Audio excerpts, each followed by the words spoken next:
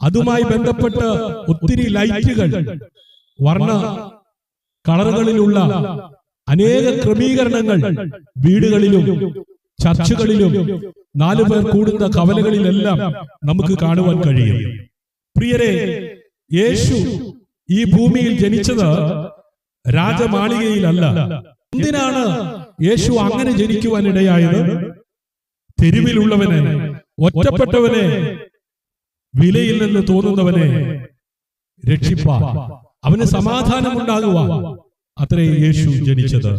ഇന്ന് വെറ്റിലപ്പാറയിൽ ചിരിച്ച മുഖങ്ങൾ കാണാം, പക്ഷെ ഉള്ളിൽ ഭാരമുള്ള ഹൃദയങ്ങളുണ്ട്.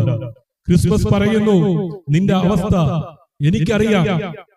യേശു ഈ ഭൂമിയിൽ ജനിച്ചത് മാനവകുലത്തിന് സമാധാനവും സന്തോഷവും നൽകുവാനാണ്.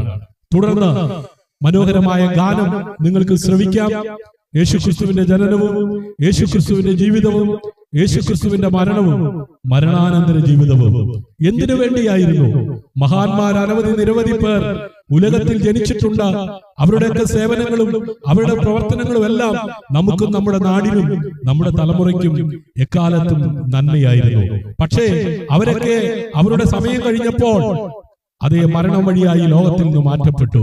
ഒരിക്കൽ ജനനവും ഒരിക്കൽ മരണവും ഉണ്ടെന്ന് എല്ലാവരുടെയും ജീവിതാനുഭവത്തിലൂടെ നമുക്ക് മനസ്സിലാക്കുവാൻ കഴിയുന്നു. പ്രിയരെ, മരണം നിശ്ചയമാ, സമയം നിശ്ചയമല്ല.